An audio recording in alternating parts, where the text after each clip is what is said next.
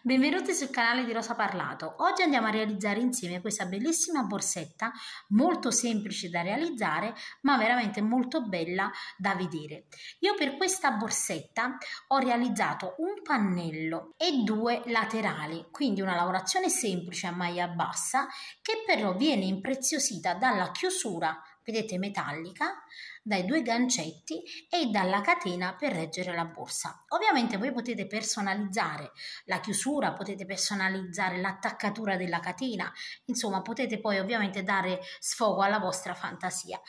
All'interno io ho chiaramente anche foderato. È importante per queste lavorazioni andare a foderare. Ho foderato, vedete, con un panno di feltro. Andrò poi a ritagliare un po' di feltro e andare a coprire, vedete, queste parti che si vedono perché magari esteticamente non ci piacciono. In realtà noi possiamo anche andare a bloccare le chiusure all'interno della patella, però vi dico già che bloccarle all'interno del feltro le renderà più resistenti, quindi non rischiamo che con il tempo e con il peso della borsa il lavoro si Detto questo, guardiamo quindi insieme il è una cordino. lavorazione molto semplice, adatta anche alle principianti. Per la fodera uso un feltro di 3 mm, ma va bene anche il feltro da 2 mm. Lo trovate nelle classiche mercerie, nei negozietti dei cinesi, nei negozi Brick. Sono dei fogli che in genere sono da 60 x 40 cm. Per la borsa io uso il cordino Inda, che è un cordoncino misto polipropilene e lurex ed è proprio perfetto per le nostre borse. C'è la possibilità di scegliere il nostro colore preferito tra i 9 disponibili. Per chi non dovesse preferire i colori glitterati, abbiamo a disposizione anche il cordino Inda in tinta unita. Sul sito web di www.borgodepazzi.com voi potete trovare questo cordino. Inoltre l'azienda mette a disposizione la possibilità di comprare il kit della borsa direttamente, che adesso vado a proporvi. Nel box informazioni trovate sia il link diretto per acquistare il kit che il link per andare direttamente sul sito web e scegliere i prodotti che più preferite. Andiamo a vedere adesso il tutorial. Allora, per il mio tutorial io metto un totale di 27 catenelle che sono l'equivalente, vedete, di circa 20 cm. Uso Indalux il cordino e uncinetto numero 4. A questo punto, vedete, noi non dobbiamo fare altro che andare a lavorare delle righe di andata e ritorno. Quindi io in ogni punto, vedete, entro e lavoro semplicemente una maglia bassa. Quindi una maglia bassa in ogni punto fino ad arrivare a fine riga. Completata, vedete, la nostra prima riga, adesso lavoriamo una catenella, giriamo il nostro lavoro, qui abbiamo, vedete, la catenella nella prima maglia bassa, entriamo subito e lavoriamo una maglia bassa e lavoriamo maglie basse, quindi una maglia bassa su ogni punto, vedete, in maniera semplice, quindi in maniera lineare, fino ad arrivare ovviamente alla fine della riga. Adesso vedete, io ho completato la seconda riga, adesso io devo andare a realizzare un tot di righe per arrivare ad un'altezza di circa 30 cm. Quindi andate sempre a proseguire alla stessa maniera, una catenella, girate il lavoro, qui c'è, vedete, la catenella, entrate subito nella maglia bassa, quindi nella prima maglia bassa e lavorate delle righe di andata e ritorno, girando il lavoro sempre con una catenella e terminando sempre avendo un totale di 26 maglie basse, quindi avremo sempre 26 maglie basse sulla lavorazione. Io adesso vado a proseguire e poi vi dico quante righe ho realizzato. Ho proseguito, vedete, per un totale di 64 righe che equivalgono a 43 cm di altezza e abbiamo una larghezza di 20 cm. Adesso dobbiamo proseguire realizzando una maglia bassa intorno al nostro pannello. Prima di fare questo, però, vedete, io conto già quello che sarà la parte praticamente di un pannello e l'altra, quindi il davanti e il dietro, e conto esattamente 22 righe. Sulla 22esima riga, vedete, io vado a mettere un marcapunti e faccio la stessissima cosa, vedete, anche di qua.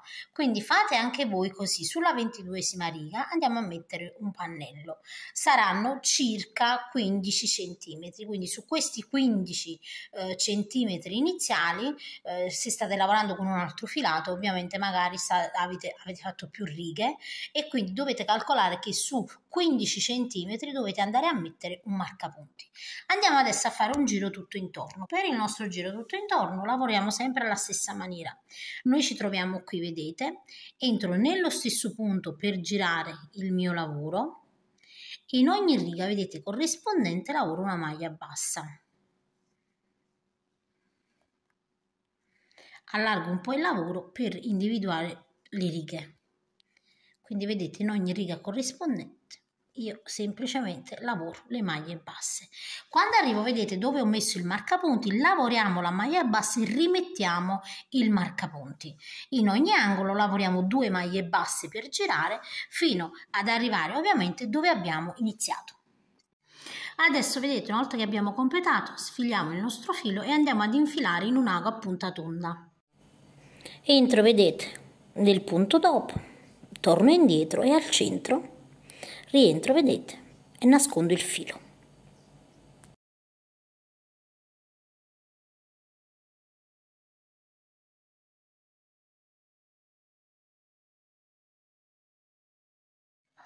Adesso vedete, sul lato del rovescio dove noi abbiamo messo il nostro marcapunti, io conto 1, 2, del dritto, scusate, non del rovescio, 1, 2, 3 e 4, qui vedete nei lati, entro in coste, quindi sulla solina, vedete, esterna, carico il mio filo,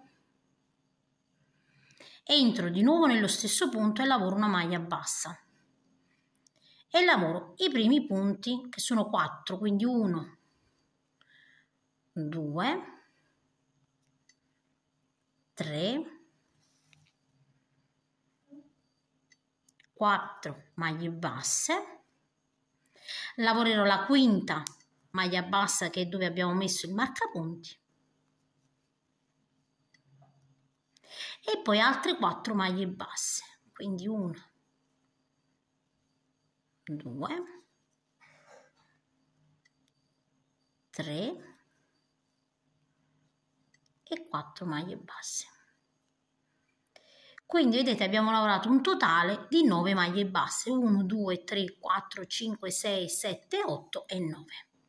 Ovviamente dopo andiamo a nascondere il filo. Adesso una catenella e giriamo il lavoro.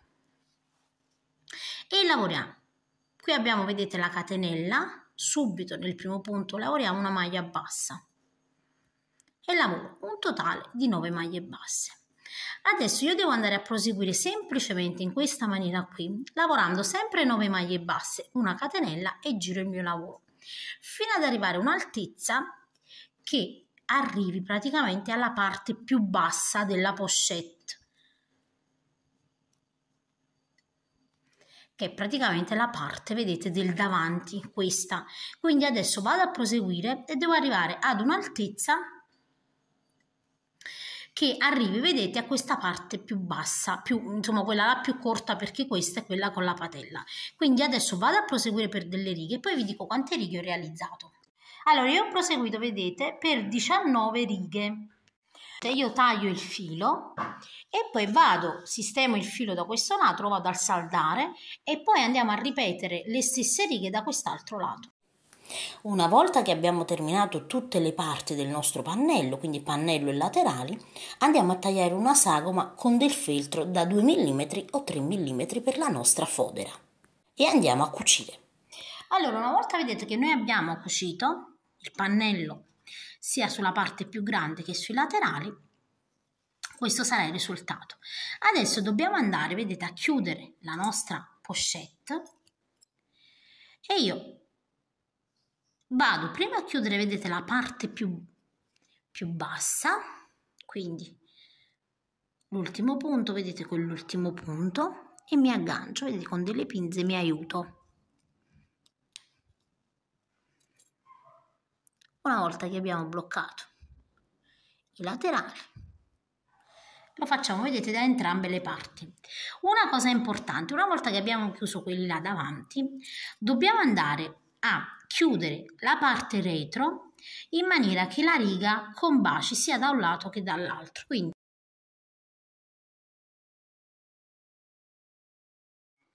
una volta vedete che abbiamo bloccato la parte più corta, adesso andiamo a bloccare, vedete, la parte dove abbiamo la patella. Quindi stendiamo bene il lavoro, andiamo a bloccare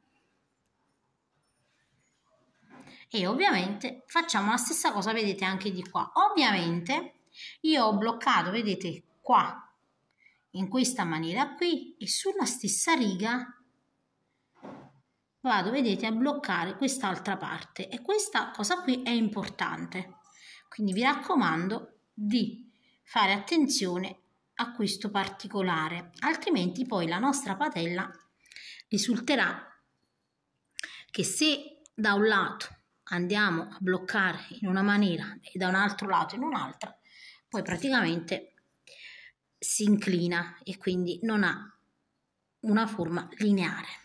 Ok?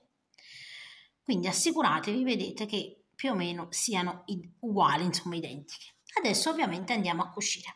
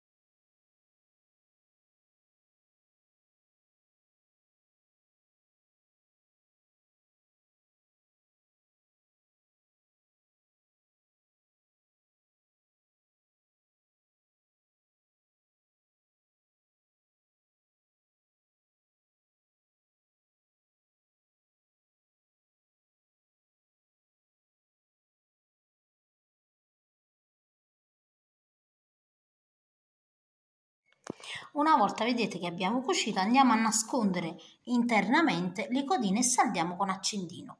E ovviamente poi andiamo a cucire alla stessa maniera le altre 3 parti. Una volta vedete che io ho cucito tutte le parti, la nostra borsa si presenterà in questa maniera qui. E al centro della nostra patella, vedete, io vado a misurare e giusto sulla metà, che nel mio caso è 10, vedete, io ho messo uno spillino per vedere bene dove devo andare a posizionare la chiusura. Allora, nel mio caso io ho disponibile questa chiusura.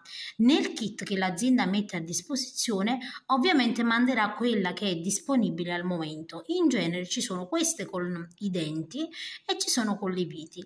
Visto che noi abbiamo il feltro, vedete dietro, anche con le viti sono molto resistenti. Quindi semplicemente voi con una forbicina non farete altro che andare, vedete, all'interno proprio del feltro, e dove c'è il buchetto corrispondente voi farete un buchetto e poi andate ad avvitare, quindi è uguale il posizionamento. Adesso vedete, io giusto al centro, quindi vedete al centro dove ho lo spillino, vado a infilare bene bene i miei denti, quindi insisto il più possibile prima poi di andare a chiudere con una pinza. E poi schiaccio, quindi schiaccio bene bene in modo che si blocchi, vedete, all'interno della lavorazione. Ed ecco qui. Adesso ovviamente dobbiamo andare a posizionare l'altra parte della chiusura. L'altra parte invece ha le alette e ha una piastrina. Allora noi semplicemente, io vado ad infilare, vedete, in questa maniera qui all'interno e prendo ovviamente la misura. Quindi vedete di qua e di qua più o meno, e poi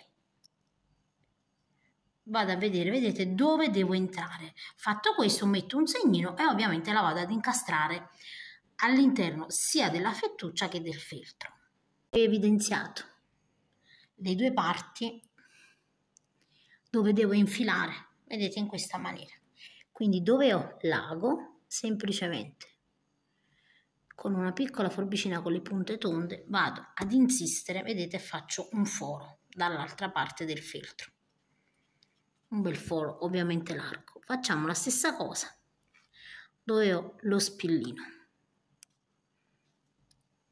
e poi ovviamente vado, vedete, ad incastrare e a infilare all'interno dove ho forato. Andiamo poi ovviamente, vedete, a fissare con la piastrina, vedete, l'interno in modo che sia bello fermo. E ovviamente, vedete, a questo punto la nostra borsetta si chiude. Andiamo adesso a posizionare gli anelli. Per la catena io vado ad usare questi ganci. Anche qui dobbiamo prendere bene la misura. Allora, io uno l'ho già posizionato, vedete, io vado a contare le maglie. Questo è il bordo, vedete, intorno io conto 1, 2, 3, 4. Vedete, dalla quinta in poi vado ad infilare e la riga, vedete, è sempre la stessa. Quindi anche di qui 1, 2, 3, 4 e 5, vedete, e entro così. Quindi dobbiamo sempre mettere alla stessa maniera. Adesso guardate, io qui ho il gancio e faccio, vedete, sempre con una forbice in questa maniera qui. Qui ho fatto, vedete, il primo foro e ovviamente qui devo fare l'altro. Quindi è veramente abbastanza semplice andare ad infilare questi gancetti.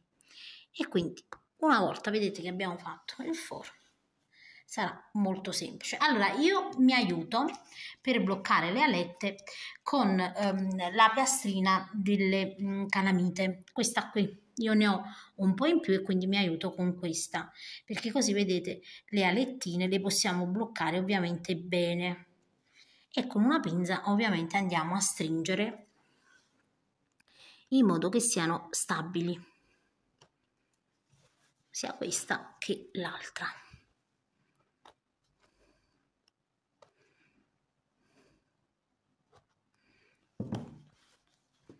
E così, vedete, abbiamo bloccato entrambi gli anellini. Ecco qui, vedete l'aspetto che avrà la nostra borsetta. Adesso posizioniamo una catena e ovviamente il lavoro sarà pronto.